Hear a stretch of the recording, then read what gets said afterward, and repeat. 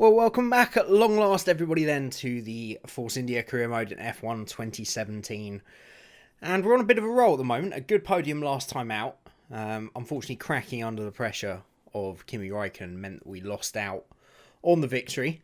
But I'm feeling, because this series is going to take longer, well, it's not going to be as often as I would like, just because of the time involved with having to record the episodes, that I'm okay with it, the difficulty where we're at.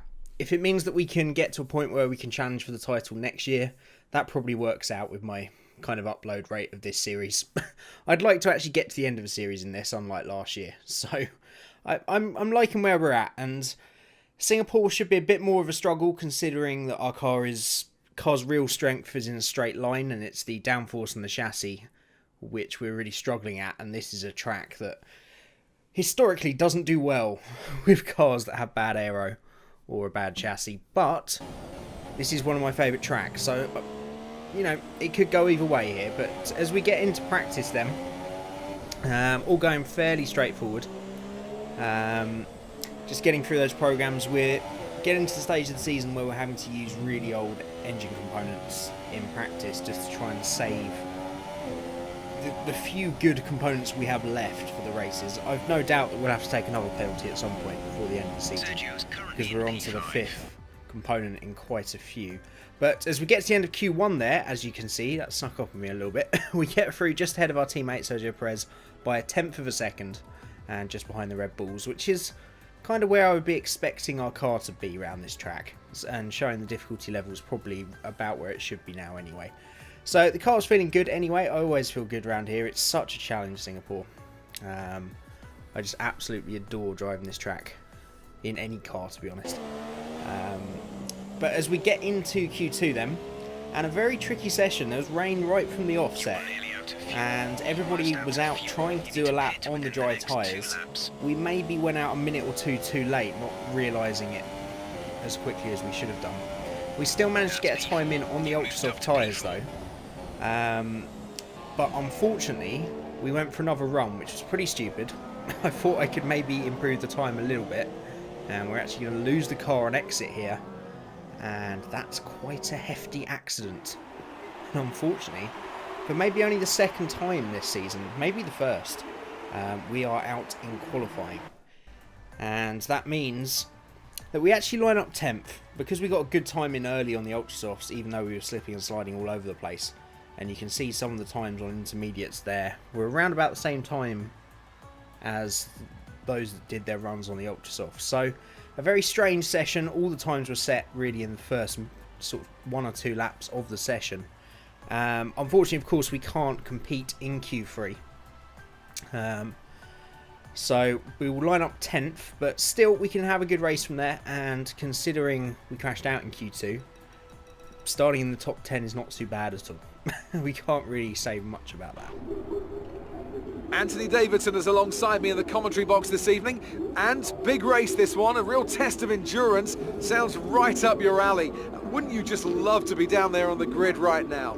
You know what, Crofty? I'm pretty happy to be up here in my air conditioning, thank you, right now. I can't stress just how difficult these conditions can be, especially when you consider it's the longest race on the calendar in terms of time. It's also one of those races where you have to remember to keep drinking, or there's a real risk of dehydration, just like we saw with young Kevin Magnussen a couple of years ago, don't forget. We mentioned the bumps as well. Take a look at the onboards if you get a chance during this race. The movement in the suspension and the chassis is just incredible, and it's lots of hard work to wrestle the car around a lap here. So as we begin race day then, we find out that we've been promoted 2 positions, a couple of penalties for firstly Bottas, and then the second penalty is for Kevin Magnussen, who had a stunning qualifying, but unfortunately has been hit by some penalties. So it means we're actually promoted to 8th, which, again, considering we crashed out in Q2, is not too bad at all. Luckily, I know it doesn't simulate in this game, but I'd like to think, you know, the front of the car went in, so we didn't damage the gearbox or engine. So no penalties for us. They just repaired the car, and we start in P8 then. So we're going to be starting on the ultra soft tyres, like everybody else. It's either a 1 or a 2 stop race. At this point, I haven't really decided what we're going to do. But we want to try and get past Massa and Sainz as quickly as possible, especially Sainz, who is quite frankly out of position in that Toro Rosso. due to the wet qualifying. But we're underway for round 15 back in F1 2017 at last, and we do get past Carlos Sainz pretty early into turn 1. Little touch with Felipe Massa as we run through turn 3. Another little touch on the rear wheel there, and we're going to stay on the outside and try it out braking around the tricky turn 4, and we somehow make it stick the long way round, and we're on to the back of the guys we want to try and chase down in the opening stint of this race if we can. And a fairly good start then, up to P6, and we just want to gap those guys behind us now, stay out of that midfield and try and look after our tyres to go as far as possible. And we're going to go skip on ahead onto lap 7 now, and we've finally managed to reel in Verstappen after many laps of hard work, and we're going to try and make a move down the inside of the Dutchman here, and we make it stick. Verstappen on the super soft tyres, so we do have a little pace advantage. You can see the gap that we pulled out on the cars behind, so we're firmly in this fight with the Red Bulls now. And as I say, I've started getting my elbows out a little bit more with the AI now that I know that they're a lot fairer this year. They're still as aggressive as they were, but they're a lot fairer, as Daniel Ricciardo and I think the two Ferraris go into as Vettel and Hamilton actually make an early stop there on lap 10. And at this point our tyres are feeling really good. Verstappen has started reeling us in a little bit again. We did pull out about 3 or 4 second gap, but Verstappen closed it right back up as Kimi Räikkönen comes into the pits now. And as I say, these tyres felt fine, and these guys stopping this early were basically committing to a 2-stop strategy, as we see Verstappen pulling behind us now. So everybody has made their first stops apart from us. And as you can see, the tyres, 45% on the right hand side of the car is the worst. And as we run horribly wide into turn 2 there, fortunately no penalties. But we're actually going to keep running to lap 15. And I think, because I'm pretty certain that everybody's going to do a 2-stop race, and we can probably get away with a 1 stop, it made sense to just wait until Vettel and Hamilton caught us back up, and then that was a good time to make a stop, because we knew that they had to make one more stop shortly after us anyway. So we dive into the pits on lap 15, and as long as we're traffic free until they make their second stop, we've got a real chance of a podium here. But we come in then, put on the super soft tyres for our only stop of the race, and unfortunately we were a little slow away, and that just about made the difference in terms of Perez and Valtteri Bottas, who just about get through. Both of these guys on the ultra softs started on the ultra softs, so it's fairly safe to say at this point they're on a 2-stop strategy. But you really don't have time to wait around for them to get out of the way. So we need to make sure we get past Bottas and Perez on fresh tyres as quickly as possible, so that when the front guys make their second stop, we're right in the hunt for those podium positions. So we're going to try and make a move on Bottas down the second longest straight in Singapore here, and we once again get our elbows out and just give Bottas nowhere to go, and it's a nice clean move. And we can take a look at the replay cameras of that now. One of my favourite places to rewatch stuff all year round, Singapore. It's just such a beautiful sight, especially in this game. And now we're onto the back of our teammate on the very next lap then. And we haven't had too many duels with Perez. Most on-track action has been fairly straightforward once we have had to get past him. But today was going to be a little bit different. Sergio has obviously had a little wake up from management, being outscored by a rookie, and he fought incredibly hard. So he locks up there defending at the end of the DRS zone, and we managed to get a run down the outside into one of the sharpest right-handers on the circuit. And we just about get through that without an accident. Little wheel bang there as Perez tries to once again go back around the outside of us. He's on pretty worn ultra soft tyres at this point, so we should have the tyre advantage.